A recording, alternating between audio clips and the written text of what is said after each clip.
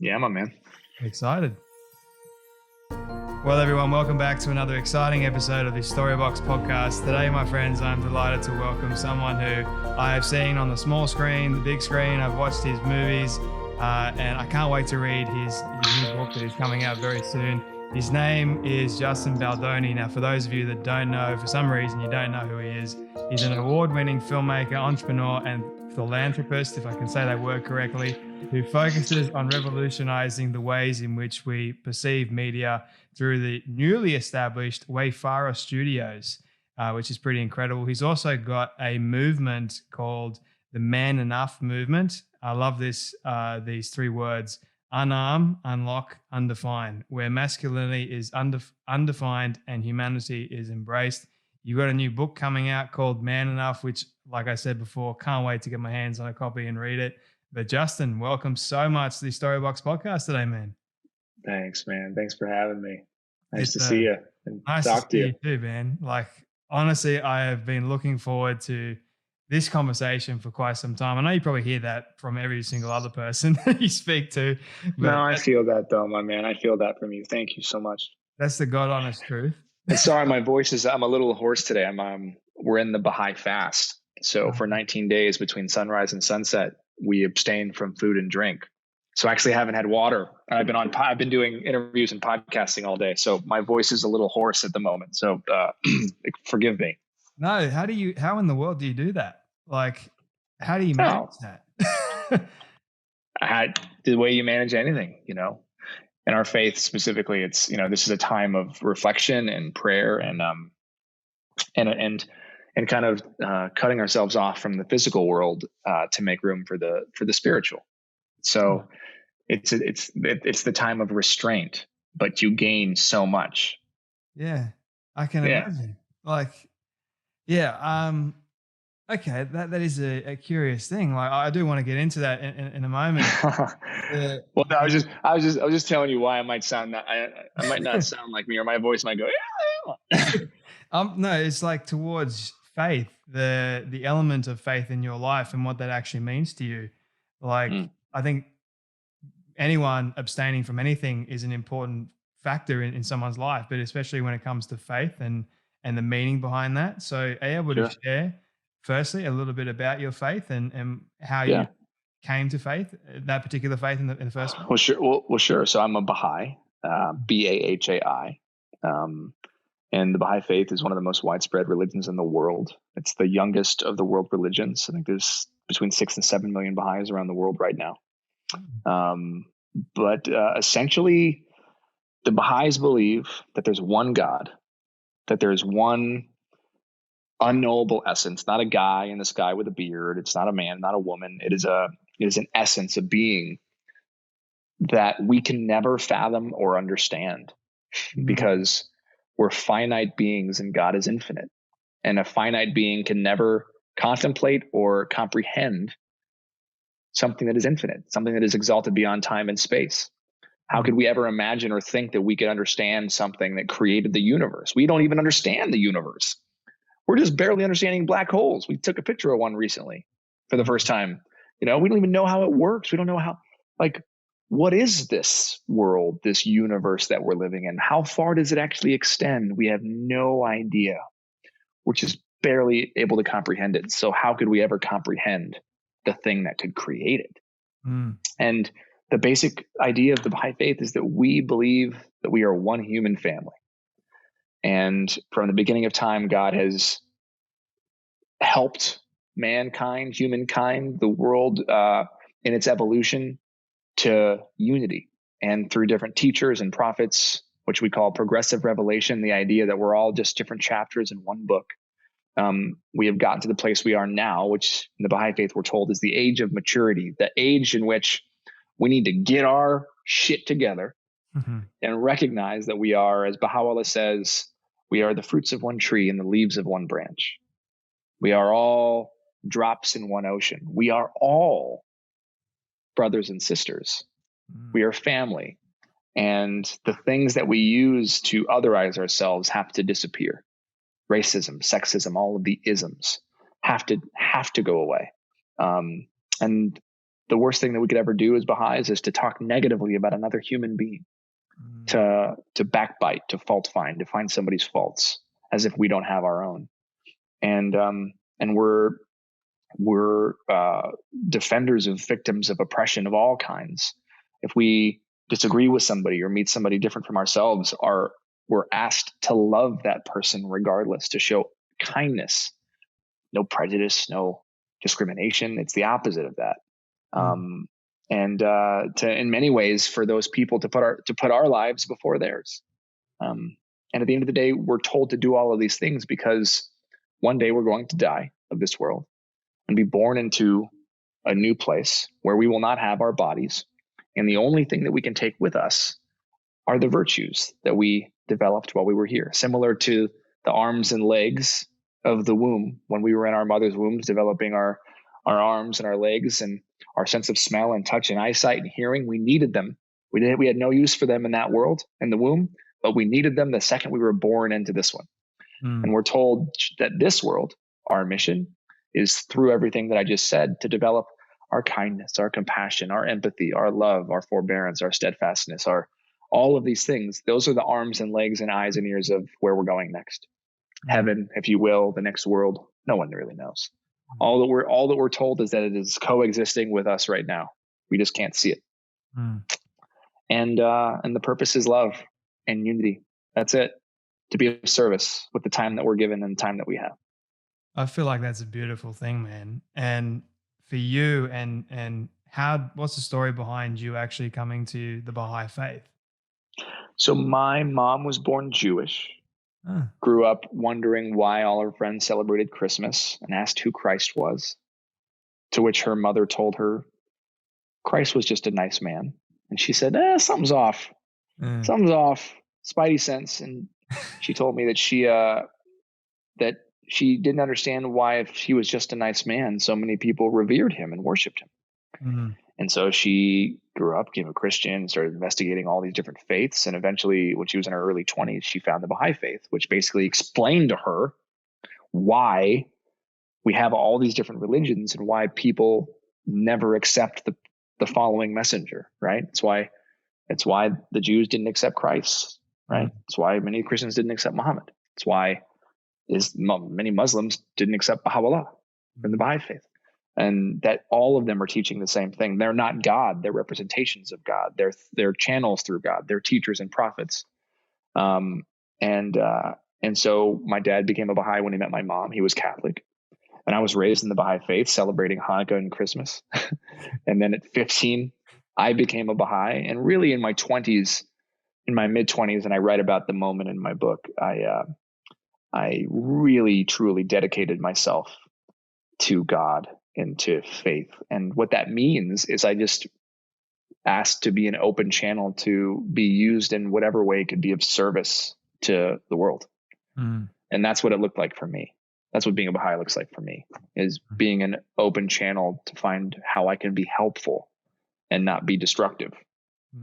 Be one of the good white cells, the mitochondria that does, that makes a difference and that helps clean things up, and not one of the cancerous cells, Okay, so I normally ask people at the very beginning, what does success look like to them? So success to me looks like contentment. I think, and I write about this in my book, I think we, and it's different for men and women, but in general, as a whole, success in our world and our country is rewarded and congratulated when one acquires material things, when one has reached a certain material level of success, whether it be enough money, enough clout, enough celebrity, whatever it is, enough influence, right? And what I would argue is that true success is not what you acquire, but what you give. And I think one of the only ways to truly be content is to be, as the Baha'is say, as Abdul Baha, who's the son of the Prophet, founder of Baha'u'llah, says, to be like a candle burning yourself away. So I think that contentment and giving are tied together. And at the end of the day, when I look at success and what I hope to be content. I hope that I feel happy. And if I want to think about something specific, success to me would be at the end of my life, looking at my kids and them being there with me, holding my hand and letting me know that I was there for them when they needed me, that I didn't choose my work over them their whole life, that I didn't make them feel second or not as important as my duty to maybe even serve mankind or to write books or to do all the things that I'm doing, that they felt valued and important. That would be success for me. Not, because at the end of the day, we're all going to die. We're all going to be buried in the ground. So the room or the place that I die in doesn't matter. It doesn't matter if it's a mansion or if it's a 1-bedroom apartment. What matters is who's there with me. What matters is how I make people feel along the way. So that feeling will make me feel content, that I am content with everything that I have done in my life. And that, to me, will mean that I was successful. Who has made the greatest impact on your life, whether mentally, emotionally, spiritually, or physically? Does it matter? Alive or dead? Is it a person I knew, or is it? Anyone. Yeah. The first person that comes to mind is Abdul Baha, who the Baha'is look to as the example, we call him. Abdul Baha means servant of God, servant of Baha. And he was the son of Baha'u'llah, not a prophet, not a manifestation of God, a person, but was imprisoned with Baha'u'llah, who founded the Baha'i faith, for his whole life and was the right hand of him. And Abdul Baha, I only know him through writings and texts and what other people have written about him. He's actually the person who influenced Khalil Gibran's The Prophet. So when he writes about the Prophet, he's writing about Abdul Baha, which is not very few people know that. And Abdul Baha was able to take these complex ideas, these spiritual teachings, and simplify them and live them as an example. And the way he moved through the world, the way he treated people, how he was able to not criticize even when he was with somebody he disagreed with, and in fact build them up and make them feel loved and seen.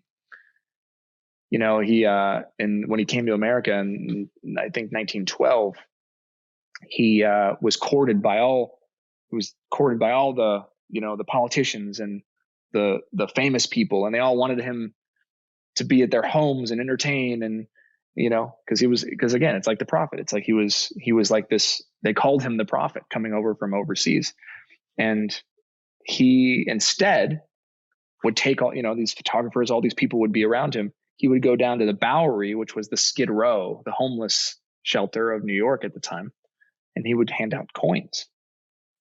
And he would do things like segregation. Imagine 1912. Black folks were servants. They weren't allowed in the same places as white folks. Remember, early on, he one of the first African American Baha'is, black now, as we say, but back then you would call African American. One of the first black Baha'is. He was he invited to sit at his right hand at the governor's ball. And he did it, and he never ever spoke about it. He didn't say anything about it. He didn't say why he was doing it or what. He just with his actions showed that there's no place for racism, that we are all the same. We are all brothers and sisters. Right.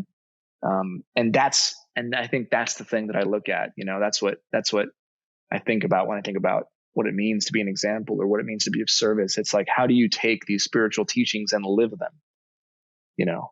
I want to live them. And he was that to me and to most Baha'is around the world. Do you write about this man in your book? I don't write about Abdul Baha in my book per se.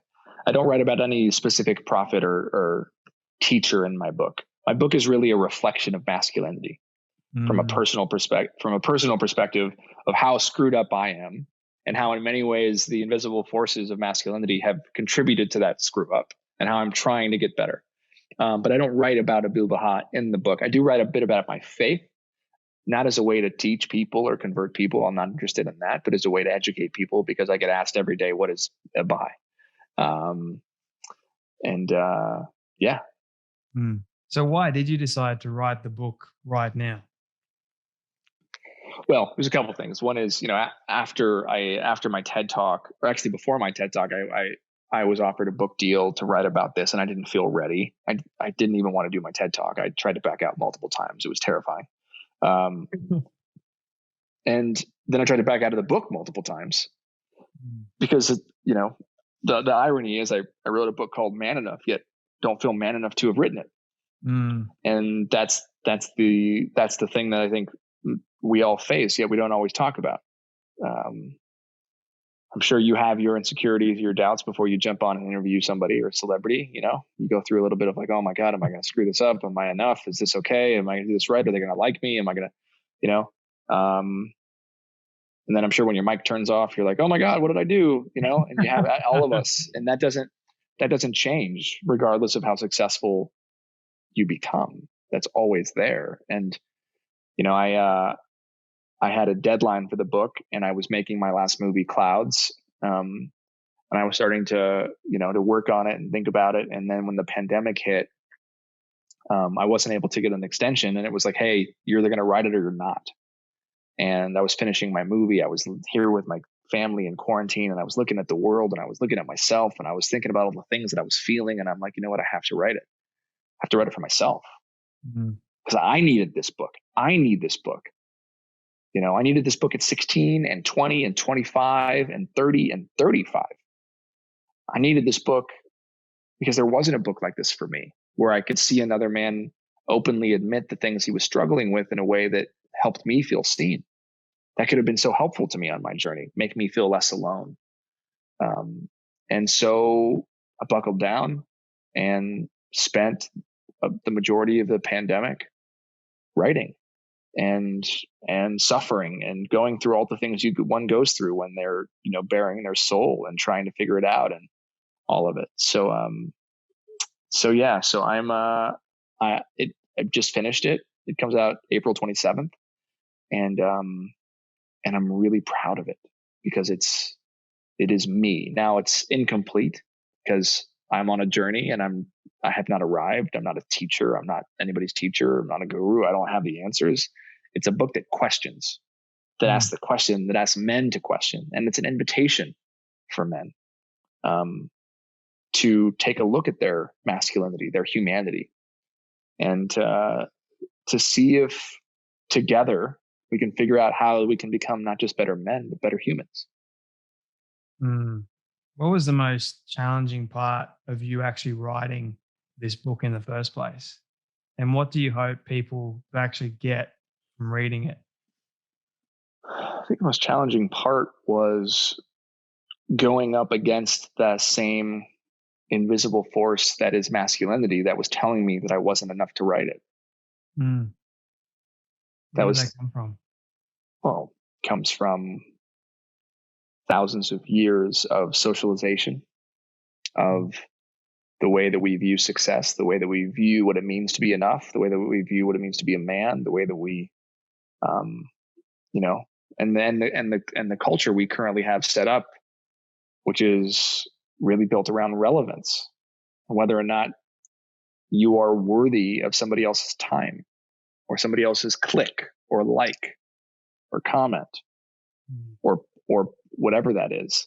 And also knowing that men are not necessarily all ready for something like this, nor are all women. There's no all of anything, but that men have been reluctant to dive into their masculinity for many, many years, despite the begging and the pleading of women. And that's because the system of masculinity is set up in such a way that makes us not have to question it because we benefit from it. even those of us with the least amount of privilege, but especially those of us like me with the most amount of privilege. We benefit from the system. But at the same time, what I'm trying to show is that masculinity is not toxic. I never say toxic masculinity in the book.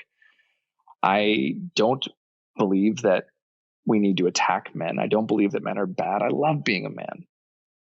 I love it. I'm so happy that I'm a man. But at the same time, being a man and the socialization that has come as a man, and what we have learned from our parents, from our fathers, those of us that have them, and our grandfathers, and what they've learned from theirs, is something that has been passed down and handed to us that we did not ask for. And has been built and ingrained in our culture and society all over the world. That looks different, but very much the same. And that thing that has been passed down to us that creates this invisible force that I think at the end of the day hurts us more than helps us is the thing that we need to question. Because I believe it's the very thing that is contributing to many of the ailments of the world, specifically our own individual unhappiness and discontentment. Yeah. And that's what it's about. I want to create a world where men are willing to question their privilege and their masculinity and hear feedback from women, not just for women, but for themselves. Because we can be happy. We deserve to be able to reach out and ask for help when we need it and not feel shamed or embarrassed. We should be okay going to therapy and not feeling emasculated. We should be okay having a woman tell us that what we did hurt them and not having to defend ourselves or cut them off in the process or gaslight them and use it against them. These are all things that as men, we should feel okay with, but our egos are too damn fragile. And we've been told that all of these things equal weakness or equate to weakness. And if we are vulnerable, those things can then be used against us. When in reality, true strength and bravery requires vulnerability. True strength and bravery is reaching out and asking for help when you really need it. It's not sucking it up and manning up and just pushing through. It's saying, hey, I'm really struggling with this.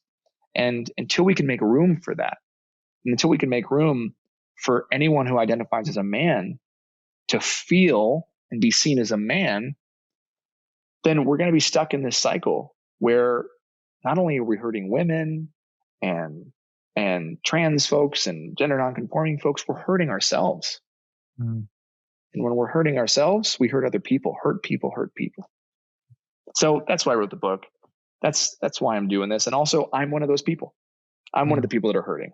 I'm one of the men that are hurting, that brush up against the resistance to ask for help when I need it the most. I'm one of the men that struggle. I'm one of the men that interrupt women when he gets feedback. I am that man. That's why I wrote it.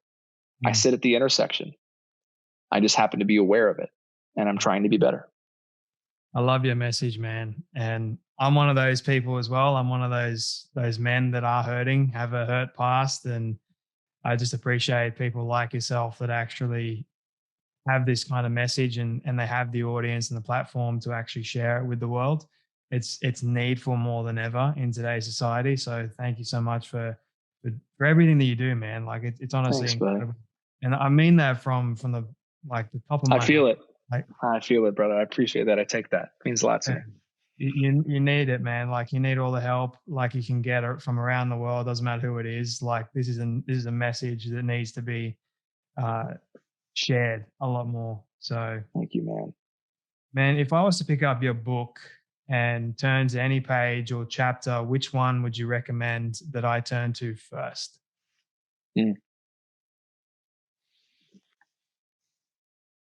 Well, what's great about the book is that each chapter lives on its own. So it doesn't require you to have read the previous chapter to understand what you're reading. I break it down into the different kind of stereotypes of man enough, smart enough, strong enough, sexy enough, all those types of things. Sorry, not strong enough, brave enough.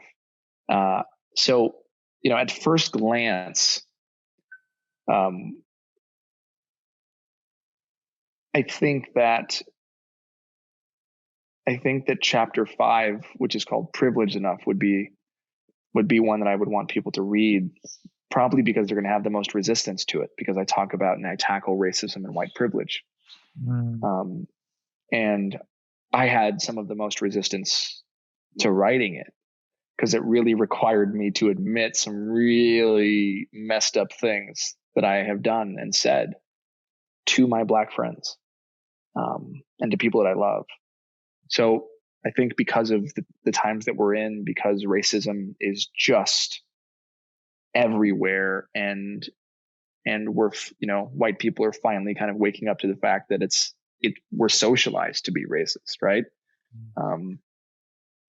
I think that would be a great chapter to read.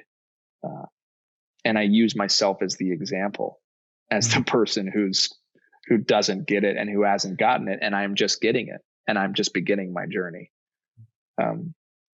Otherwise I'd say start at the beginning, because it sets it all up. Good. Well, yeah. Like I said, can't wait to get my hands on a copy. This is my final question for you, man. My all-time favorite one. So I want you to imagine with me for a moment that you've been able to reach the age of 100. This is a hypothetical question. So you've been able to reach the age of 100, and all your friends and your family have decided to put together a film for you of everything you've ever said and everything you've ever done. Don't ask me how in the world they got it all. We'll call it magic for the sake of argument. But they've been able to get it and show it to you on your 100th birthday. What do you want that film to say and to show about your life? That's a great question.